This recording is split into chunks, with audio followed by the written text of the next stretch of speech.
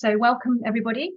Today we're bringing you the next in the series of our Radley Then and Now Archives events, this time focusing on the game of rugby over the years at Radley.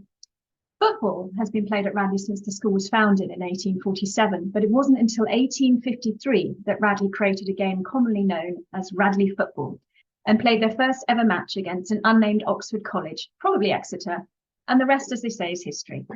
Clare Sargent, our archivist, will shortly take you on a tour through the history of rugby over the last 170 years and how it has evolved into what we see today. But before I introduce Clare, just a couple of housekeeping items. Please keep your microphones on mute. There's not a load of you, so that's absolutely fine. It'd be nice if you kept your cameras on because we want to see your reactions to things and it's nice to see your faces. If you have any questions, because there aren't a lot of you, just put your hand up and I'll just alert Clare, or Clare will see you and you can ask your question, because we really want it to be quite interactive. So feel free to kind of chip in.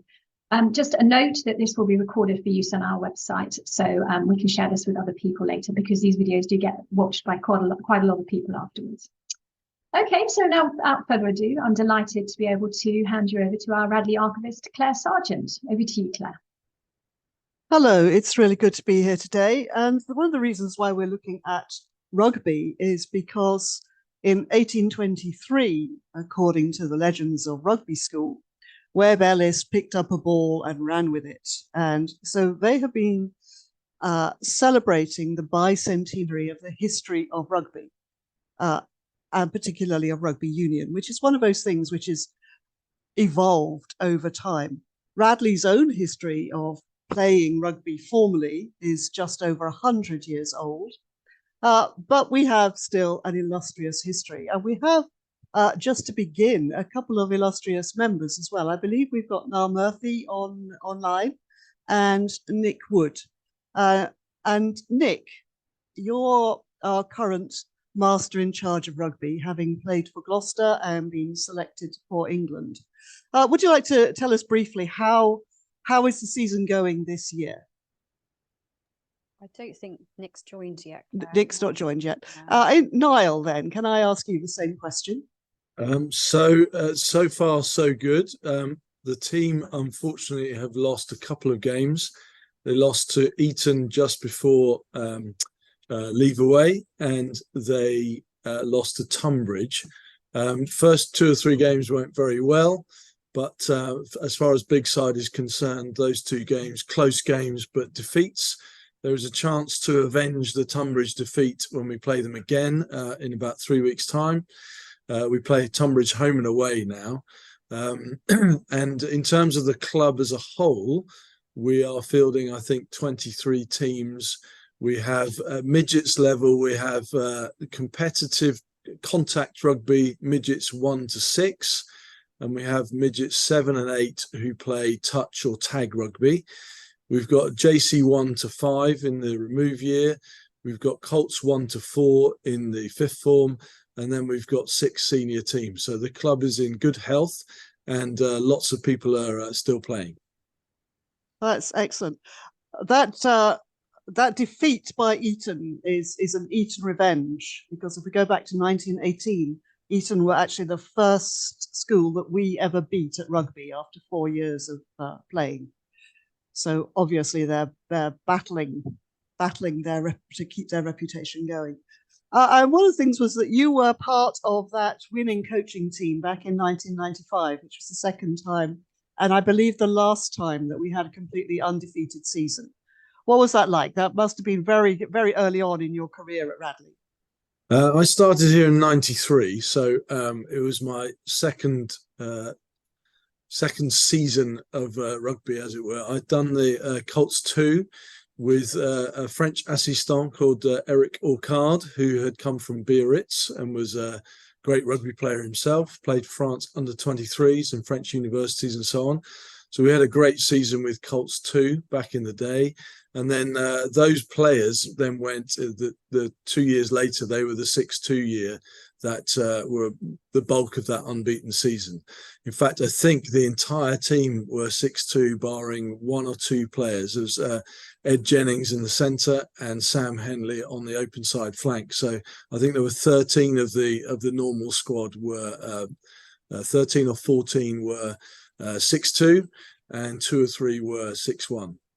It was a good season. Richard Greed and I did the side together. Richard did the forwards, I did the backs, and we had players who would then go on and do great things. So Ross Jennings went to Durham University and then got a blue at Oxford. Ed Jennings, his younger brother, played professional rugby league for London Broncos and played union as well in London. So it was a really good side. James Johnson played. James Johnson went on to play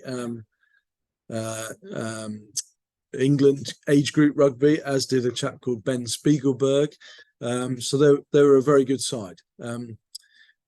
Probably the toughest game we had was against Cheltenham. That was here, and they had a chap on the wing called Simon Danieli, who ended up playing rugby for Scotland.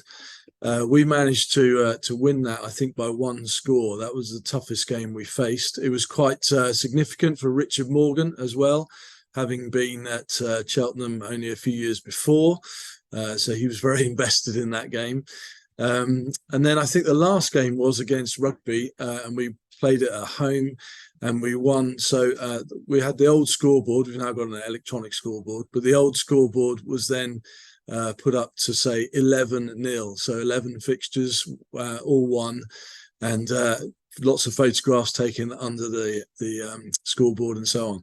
The sort of final act was that, bear in mind, this was really in the infancy of email and social media and so on. Henry McCowan, who had captained the previous unbeaten season, turned up on the day with a case of champagne, which was rather nice and unexpected, and great research. I don't know how he managed to find out all the results in the days before websites and so on. So it was a fitting end. And those guys, that the bulk of that squad, we still meet once a year or so for a reunion, myself and Richard, and the bulk of those guys. Slightly nerve-wracking that 2 of them are now Radley parents, and I am teaching their sons, which makes me feel enormously old. But yeah, Did we have a couple of questions there from in the audience, or was that just a hand raised?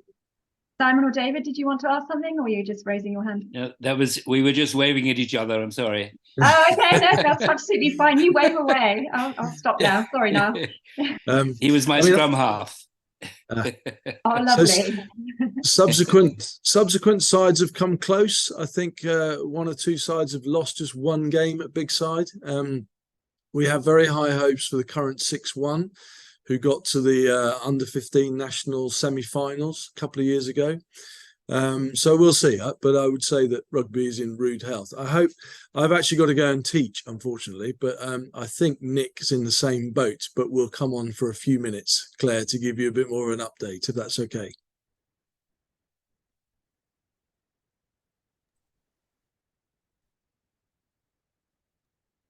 Thank you very much, Niall. That was really good to get an overview of both the current season and that continuing history, which is still there as part of history, as part of our rugby story. So I hope the lesson goes well. Thank you very much. Thank you, everybody. Okay, bye-bye. Bye. Have we got Nick online? No? Okay, so what we'll do is I'll share the screen here.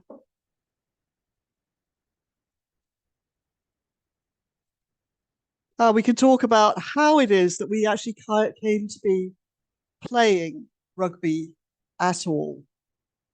As Caroline said, there was some form of football played back in 1847. At this point, the school when we started, we only had 3 boys and 4 staff. And so playing football or cricket was a really difficult thing. But actually one of the reasons why Singleton and Sewell chose the site at Radley was because of the wonderful sward of grass in front of the mansion, which could be used for games, could be used particularly in their view for cricket, but coming on to play some form of football.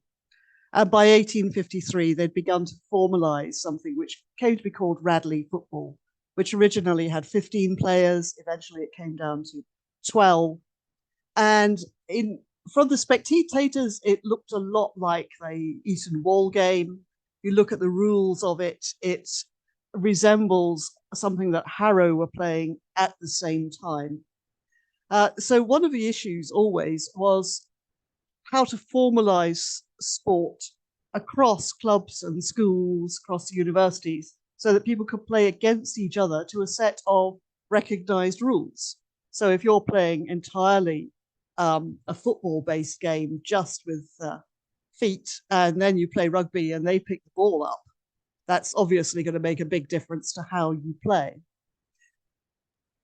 But Claire, sorry to interrupt. I just wanted to let you know that Nick had joined the call, just in case you hadn't spotted that. And you wanted I haven't spotted that. Shall we invite Nick to come and talk just for a few moments then? Nick, if you're there, I'll stop this sharing. And we'll invite Nick on. You've got just a couple of minutes. Hello. Hello. Sorry, just checked in for 2 minutes before teaching period 4. Welcome to everyone. For those that don't know, I run the rugby here at Radley, and I once wore one of those wonderful red and white shirts that you could see on Claire's presentation just then. I think it's fantastic, and thank you, Claire, for putting this together in celebration of 200 years of the sport and 109 years of the sport at Radley.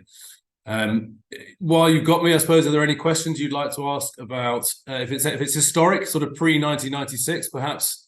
Other than tales of unbeaten teams, Claire might be the person to ask. But anything about Radley Rugby currently or in the last, well, let's say this millennium, please do fire away in the sort of 2 minutes. See a question from Peter. If you play from Gloucester, you're not teaching them the dirty tricks you used to use when you played Bath, are you? I come from Bath. And as you know, well, you know all about Bath, Gloucester, don't you? I'm sure you behave yourself. More seriously, what can you and what can't you coach if you've been at somewhere like Gloucester or another menacing Premiership team, Nick? Well, I think the first thing to say is that those dirty tricks weren't just reserved for Bath. It was everyone got equal treatment. I really did enjoy those. Some of my best friends outside of the club that I played for are from Bath. The fixture was huge. It meant a lot to all of us. I suppose the answer in terms of what you can coach to the boys, it depends on what shapes your view of school rugby. What are you actually trying to coach? What are you trying to achieve? Why would you coach anything cynical or negative if, other than beyond the sport itself, there are bigger lessons to be learnt? And rugby has been played as in the school as part of a school setting. So my answer is I don't coach them the dirty. I coach them hopefully the proper technique. Really spend a lot of time educating on laws and what needs to be done. And it helps when other teams potentially don't adopt the same approach against us. They know how to deal with it. They understand the law. It's a good lesson that not everything is going to go your way and you need to find alternative solutions to deal with a particular problem. But the answer is I see it as a pure game in the school, and therefore I coach accordingly. I'm not coaching purely with the aim of winning. I hope that the brand we play will deliver victory more often than not. But if it doesn't, it's not because, if it does deliver victory, it's not because I put that at the top of everything. And I think if it is, certainly my belief, if it is at the top of everything, that can have a detrimental effect on how you go about your coaching, because everything is results driven, not about number of people playing. The sort of symbiotic relationship between performance, development, and participation. In sort of varying measures depending on where you are and who you've got available to you and who you're playing. But there's always a sliding scale between those three. And for me, it's a pure game. I'm not offering a contract at the end. I'm not saying you've not made it. The worst news they're going to get is that you're not playing for Big Side this week or something. It's not your livelihood is going to be impacted. Therefore, sorry. I hope I got some way to answering. Very good answer, thank you. And it's great to have a front row forward coaching. There's not enough of them around. Of course, Peter Johnson was a front row forward. Indeed. But I think before Peter Johnson, Radley wasn't quite sure about front row forwards at all. Well, I'll need to thank Pete for his legacy in that sense. Then I'm conscious that my shell set are waiting outside, desperate to learn about the origins of British India. So thank you, and apologies that it was so brief. Very good to see you all. Thank you, Nick, very much. Thanks, one of those things to be aware of always is that it's that that idea of the beauty of sport, the moral beauty of sport, is actually embedded there in the school's ethos. It's one of the 4 principles of Radley, with Christianity, privacy, collegiality, and beauty. And sport itself comes in right at the very beginning there. Again, going back to Singleton and Sewell, that the boys should be learning what Nick is calling the pure game, purity of the game.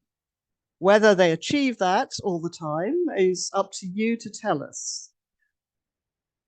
So let's go back a little bit into the history again.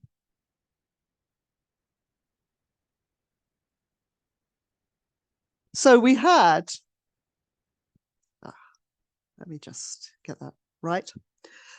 So we had a game which was being played with 15 players, maybe 12 players. It looked almost like, gradually into the 1870s and so on, it looked a lot like association football. And there was an attempt to, when the Football Association was started in 1871, to get the public schools to join in with it. And there were quite a few who did, Charterhouse particularly, I think. But when Radley were asked, they were described as nearly association. And the answer that they sent back was to say that we'd love to, but we really wish all the schools would play the same rules. And if Eton, Harrow, and Rugby would give up their separate rules, other schools might be induced to follow their example. So if we could get a core of groups, but unfortunately, of course, from the point of view of association, that group included Rugby, who were very, very committed to their own game. So what we end up with is the school colours of cherry and white, pink and white, the sort of very distinctive Radley colours coming in from that actual sport of Radley football, and that carries right the way through to today. And there's a lovely letter in the Radleyan from what's described as a very young boy, who will be what we would now call a shell, probably. But actually, at that time, boys started considerably younger than 13, so he could be anything from 8 years old and upwards. And he was begging that the school did not use red as its football team colour, because he felt that when he was out in the field on the pitches, there was a bull in the field next door, and it was really taking a lot of interest in the small boys running around wearing red. So choosing your colour becomes quite an important thing. And one of the other things we'll look at a little bit is how you choose your emblems and symbols. But actually, deciding to move into rugby union, there were calls from 1904 onwards to start to say, let's have rugby as our school game.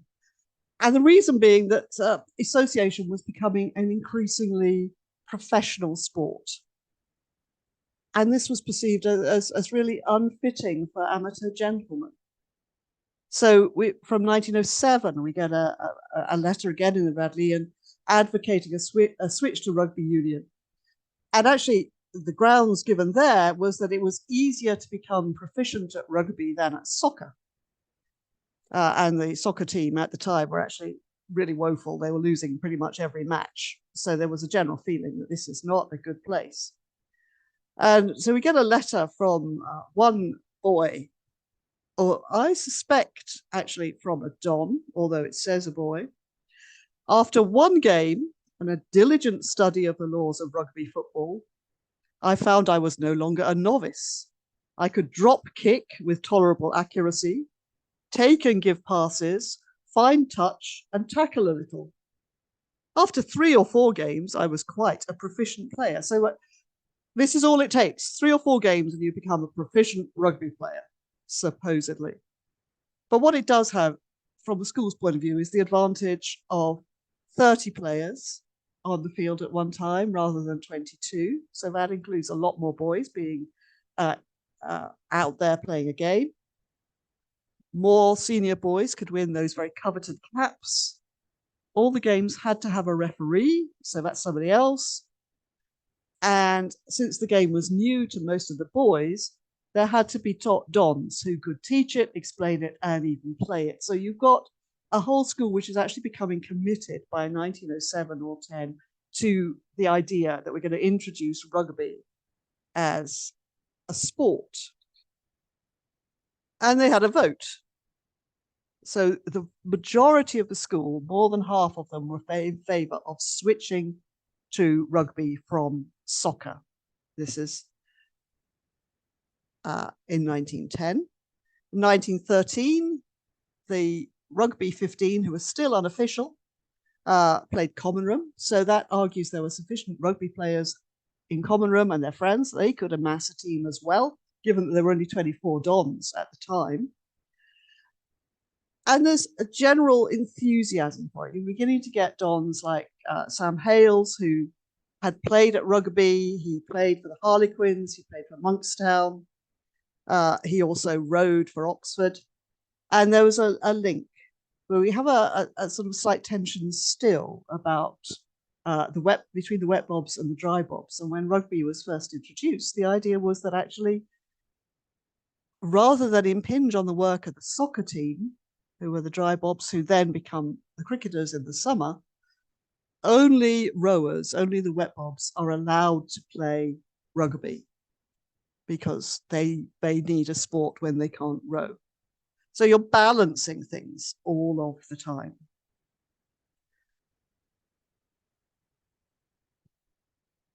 And then we get to 1914.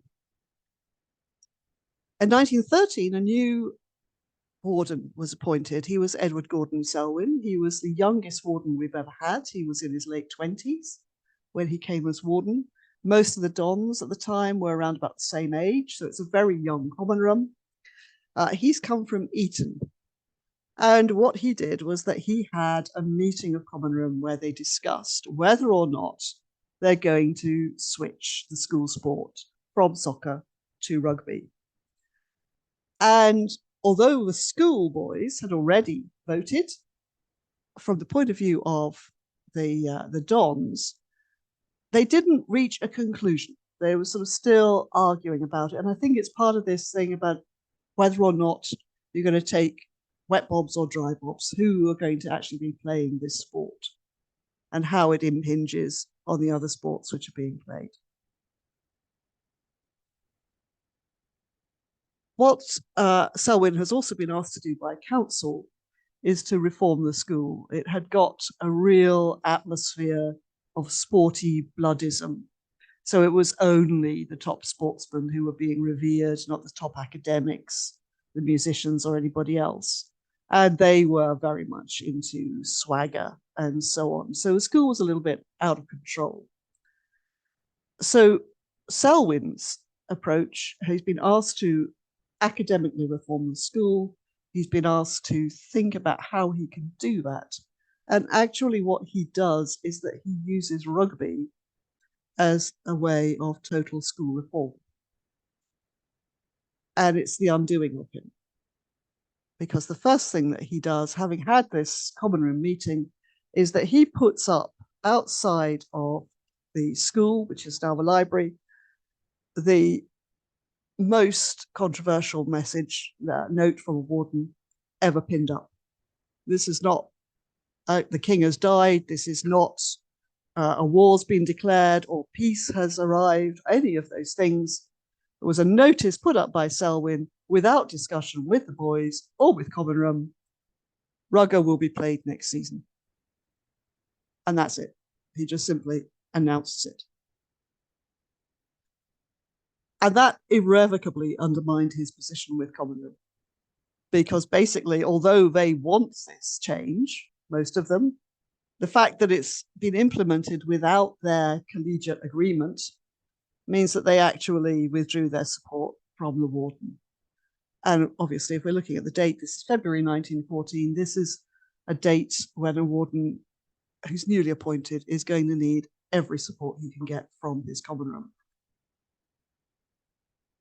The senior boys, and obviously this is aimed at the senior boys, it's aimed at those soccer bloods They're the boys who've been running the school, and this is aimed at them. They lose their power base because we now have to develop a rugby team who haven't got any background in this. They're a new group of boys.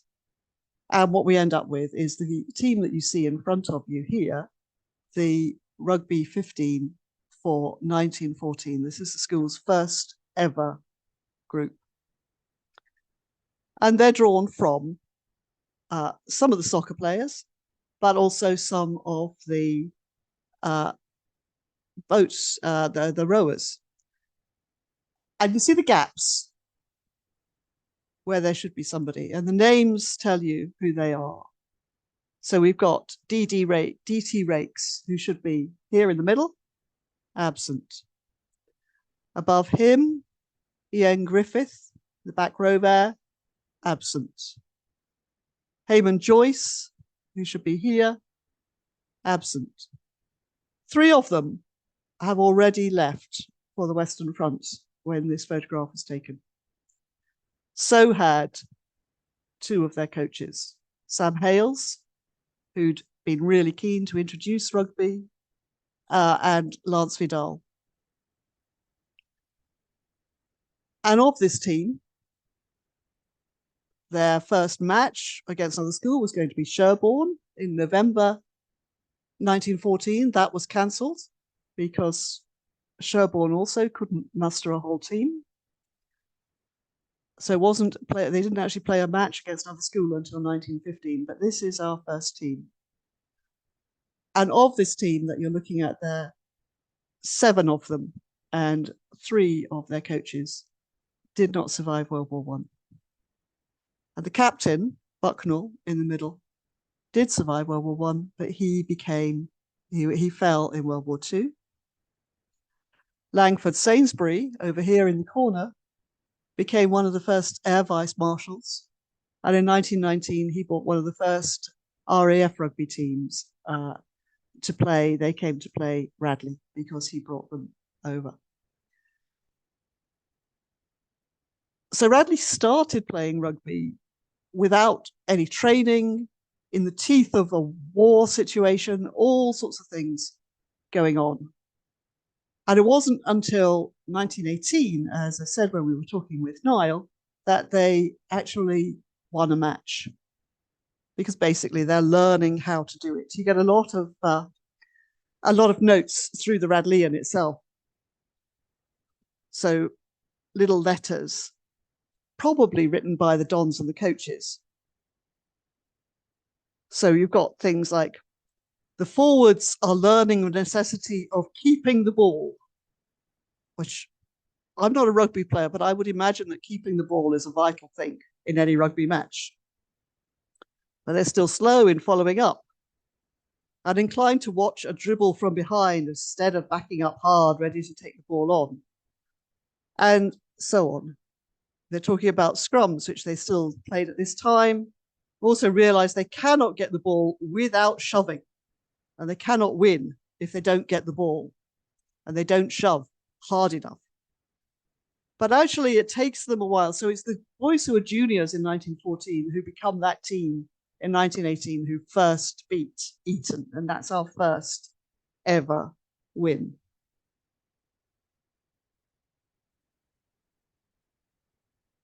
And then they become old boys. So from 1925, I don't know how many of you on the call now are members of the Swallows Club, which renamed itself the Serpents, I think, in about 2014 when we had the centenary of rugby. This is the first photograph of the Serpents, the Swallows, and their first match against the school.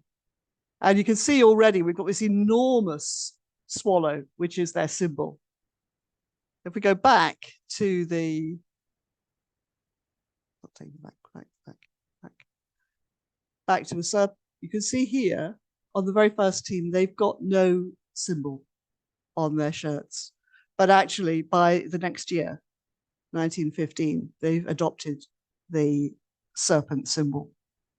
So we've got the team, the Swallows playing, and Swallows have celebrated their 75th anniversary and are now heading towards their centenary in a couple of years' time. And rugby becomes very much what's played. I love this sketch and the little note on the back of it about Murray McGowan, aged 15 or 16, who should have been doing his evening prep, but instead is drawing cartoons of rugby. And it's the 1930s before we start to get international matches and touring. This is the very first school ever to tour with rugby. This is the King's School Parramatta in Australia.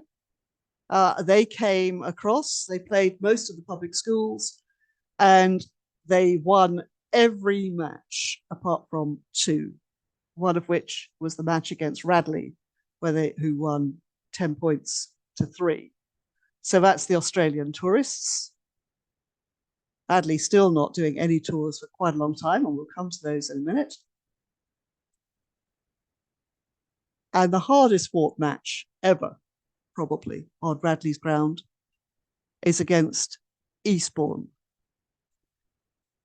So Niall said he doesn't know how people find out about the scores, but here you've got actually that rugby football in the schools was so important that it's actually recorded with a write-up in the Times. So this is the the Eastbourne Radley match in 1940. Here are the team's signatures for 1940. And they were given to us by Old Radley and AJ Round. The thing about this match is that at the time, Eastbourne, as many of you will know, were evacuated to Radley. So Bigside became the home ground for both teams. So this is probably the only time you have had every member of Radley and every member of Eastbourne on the sidelines, cheering on and fighting for the match.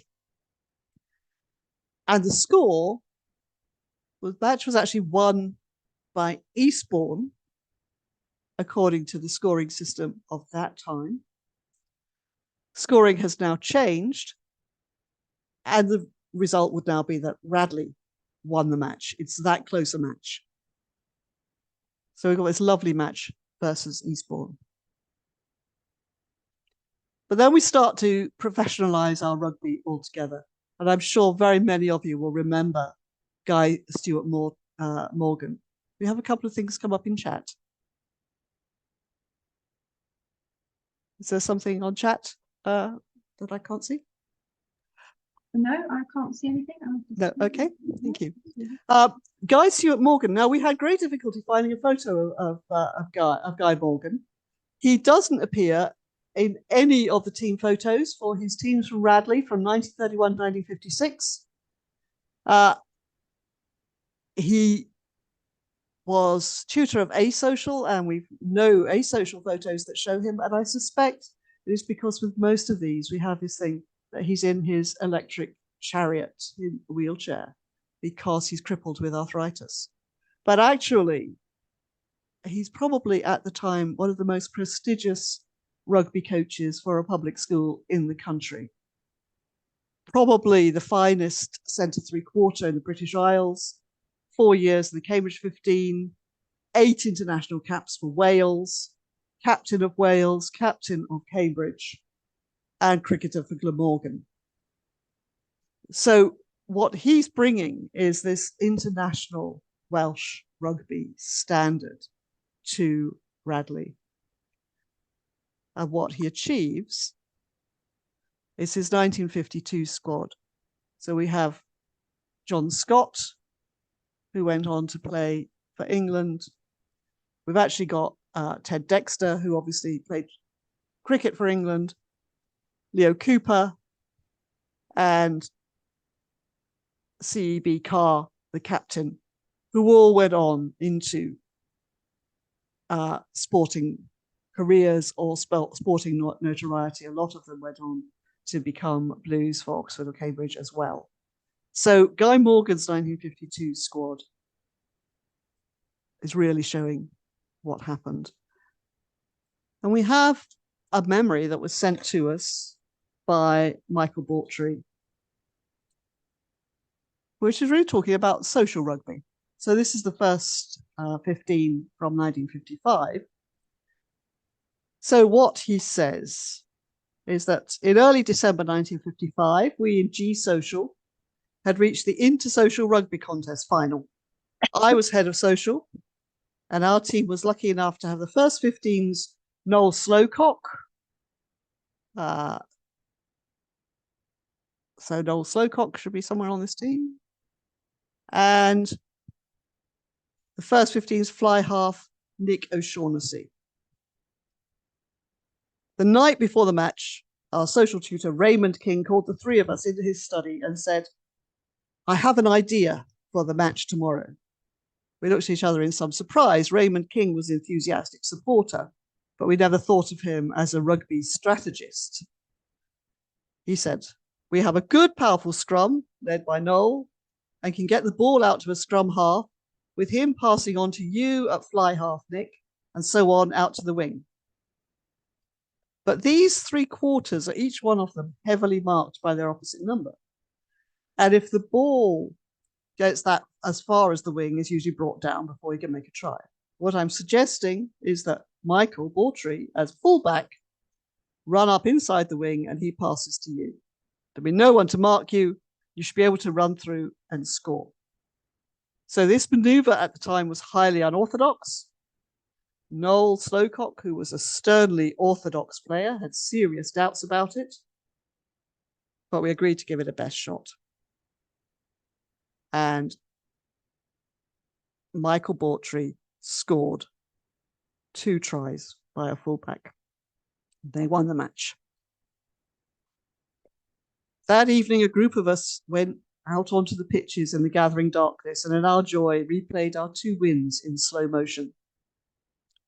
Noel went on to Oxford, as did I, after each of us had done our national service. Nick O'Shaughnessy, a brilliant cricketer and rackets player, was younger than we were, and a year later was chosen to be head boy of the school to start the following term. While practicing for the public schools rackets championships at Queen's that December, he fell sick with polio and within a week was dead. 70 years later, I still remember and honour him. And Michael was keen that we should still remember Nick O'Shaughnessy, we should still honour him, and that we should really remember the impact of polio, particularly on that early 1950s cohort and the effect that it had on so many of you.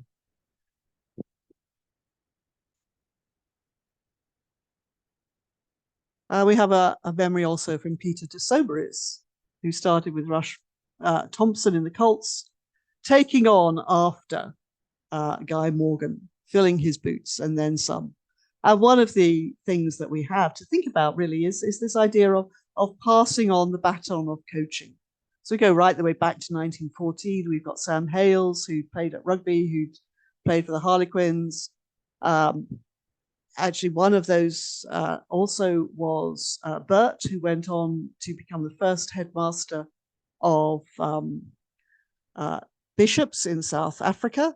And Radley have since played bishops in an unbroken stream of rugby there.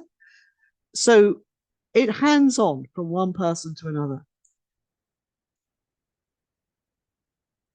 And we've got the English public schools. We can now add Stuart, who's playing for England at the moment. So quite a lot of people who are there to think about. Simon Sanders sent us a message about the team of 1964. And what he said was that he should have left school in 1964 after his A-levels, but his parents allowed him to stay on for the winter term because he wasn't going anywhere else until early 1965, so that he could play for the first 15. And you'll notice here is the first 15 of 1964. And having stayed on for an extra term, there was a better player coming up, who was Richard Morgan and Mike Lewis at number 8. And Mike Lewis had the unenviable task to go see me before chapel to tell me that I was being dropped. So having stayed on a term, he actually played for the seconds and not the first 15.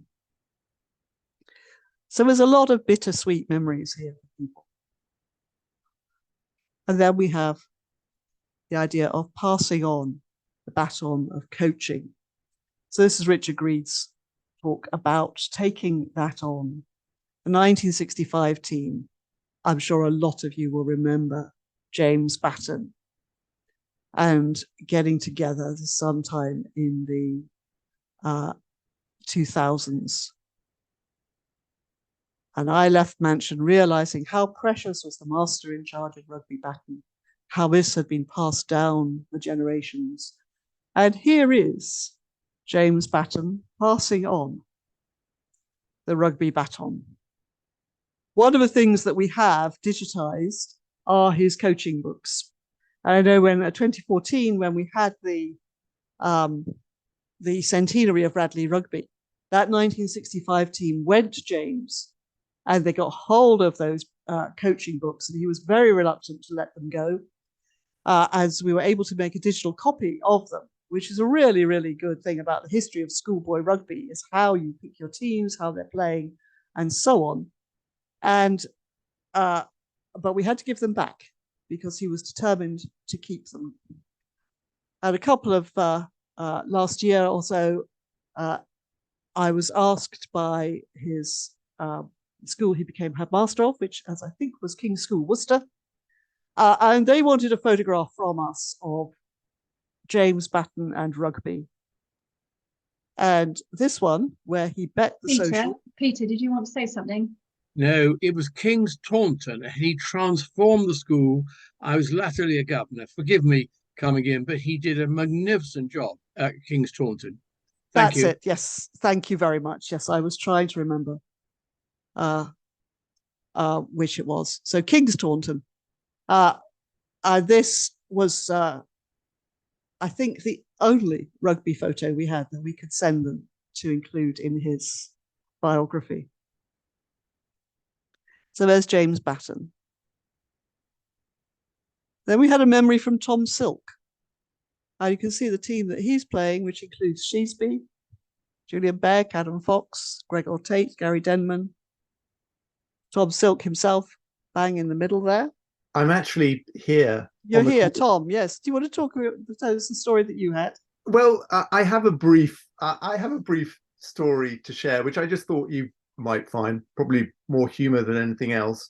And firstly, you're right to say you might mention the photograph that provides the sort of the home page. It probably exemplifies my sort of undistinguished rugby career, in the sense that I was fortunate to play for the 15 for a couple of years, while my father stood behind the posts doing the scoreboard. That picture actually represents, I think I was dropped the game before that. So it's actually, the hooker is Simon Cox.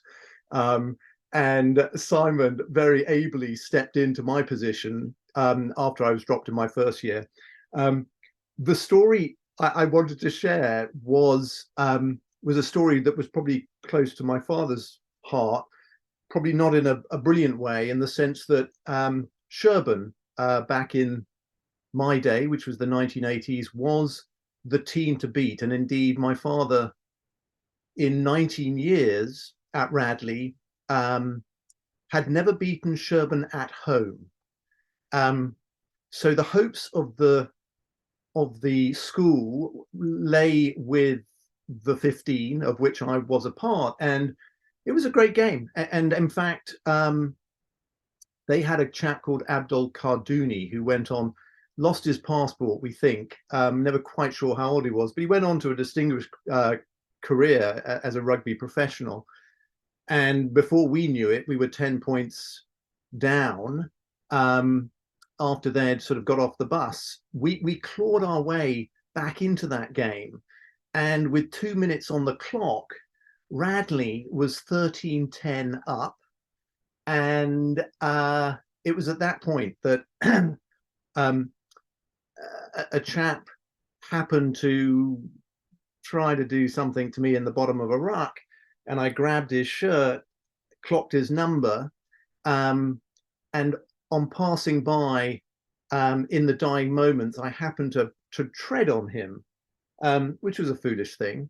It actually happens to be, and this is another bizarre coincidence, it's the guy now does the ITV News, so I get to see him on a regular basis. It's Tom Bradby, was the Sherburn flanker.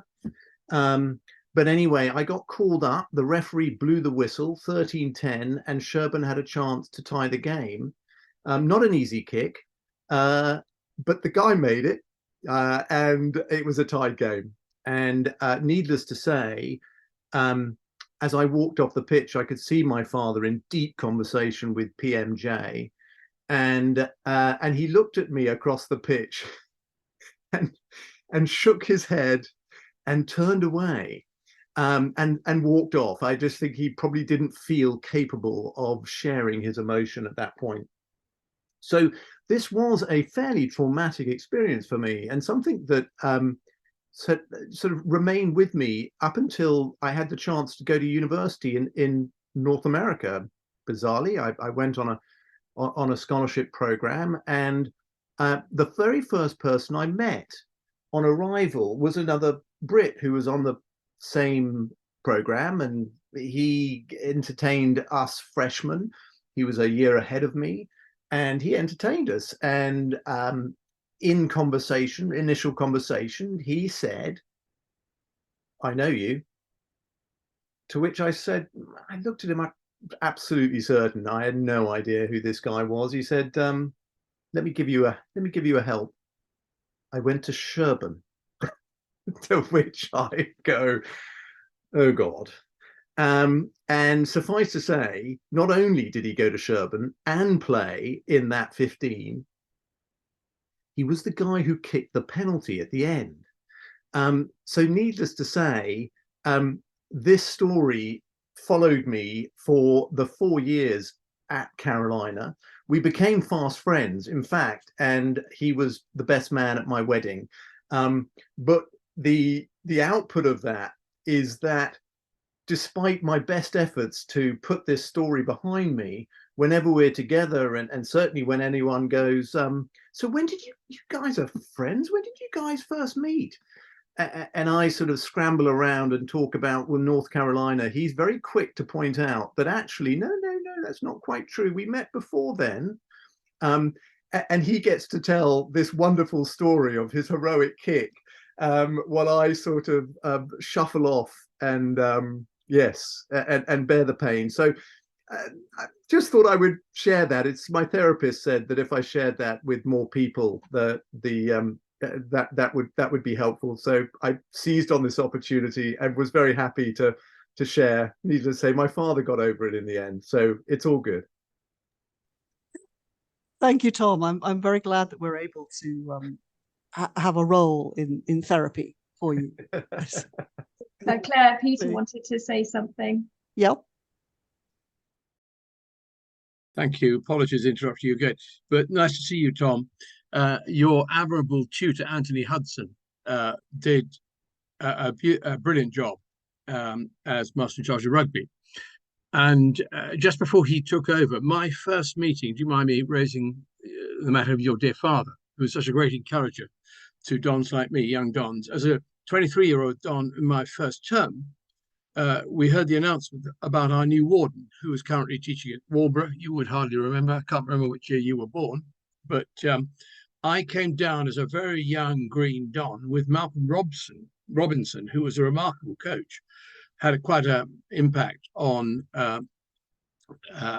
Radley Rugby.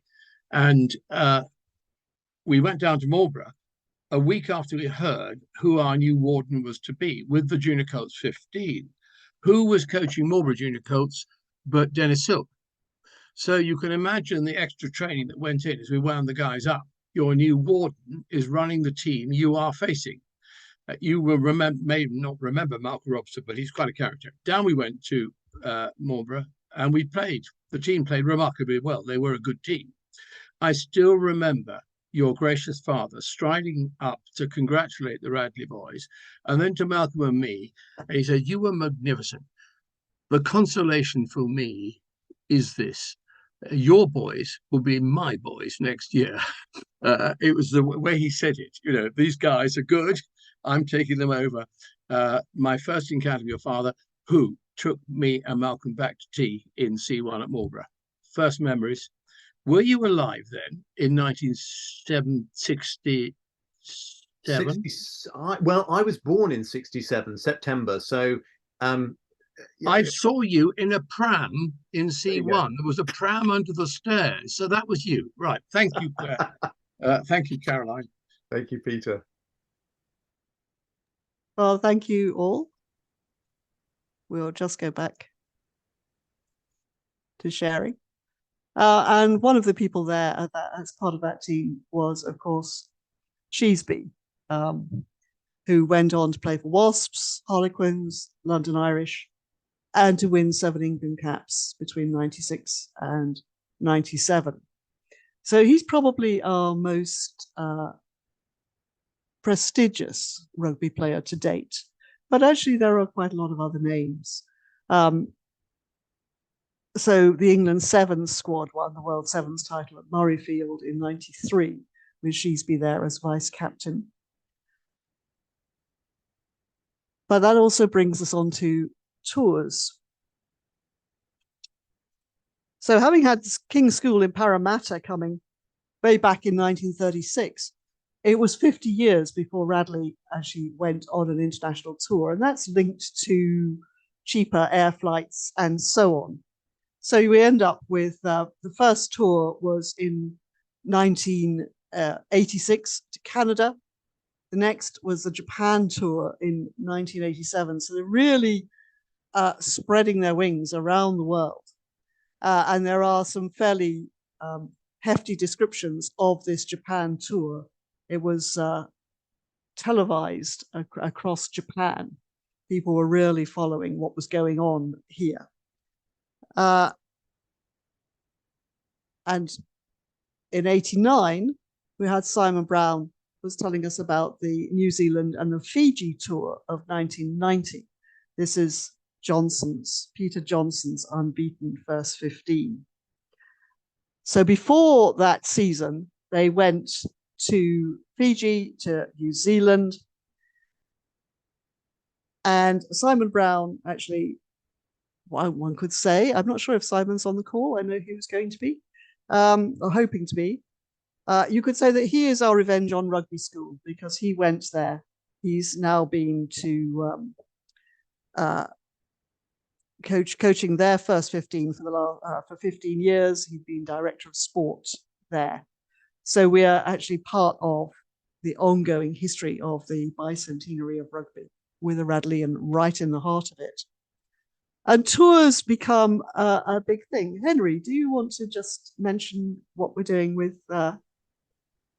Sure. Thanks, Claire. Just very briefly, just to let you all know that obviously there hasn't been sort of a grand scale international tour for quite some time at Radley, almost 10 years, thanks to COVID and the various changes. But next year, the rugby team will be going to Argentina, which is hugely exciting for everyone involved. I just wanted to let you all know that obviously it's quite an expensive tour. We want it to be available for everyone. So we'll be holding the foundation and the rugby club sort of in tandem.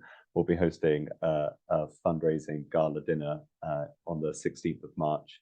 It's going to be a fantastic evening with sumptuous dinner, champagne, all the rest, and raffles, auction prizes, and a special guest who I'm not allowed to share yet, but more news on that to come very soon. So watch this space. Thanks very much. Thank you, Henry. So that's just a plug for the Argentina tour. And again, yes, they haven't been away for quite some time. But this New Zealand and Fiji tour was then followed by the Peter Johnson's 1990 undefeated first 15. This is the first time in history that Radley had an undefeated season. The second was the 1995 one that Niall was talking about earlier.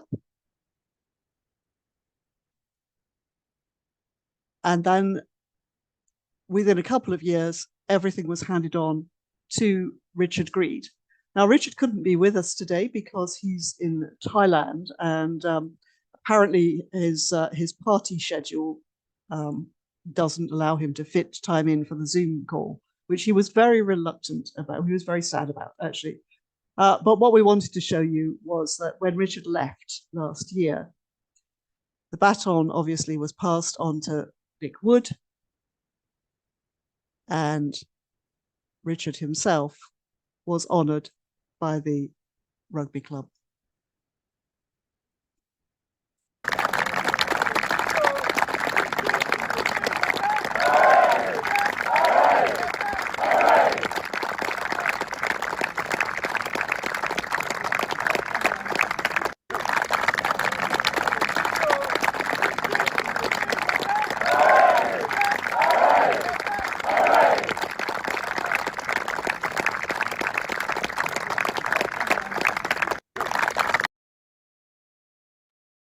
That's great, Claire. Thank you very much.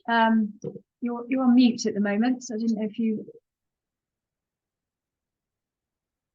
Anyway, I guess what we wanted to say was thank you so much, Claire. That was really, really, really fascinating. It would be great now if anybody has any questions of Claire, that they're more than welcome to ask them now, and we'll incorporate that into this session. But if you don't have any questions now, that's fine. You can always ask them afterwards, or come to Radley and talk to Claire yourselves. But do put your hand up if you want to ask anything of Claire. Oh, good. I mean, we've answered a lot of questions as we've gone, so that's been brilliant.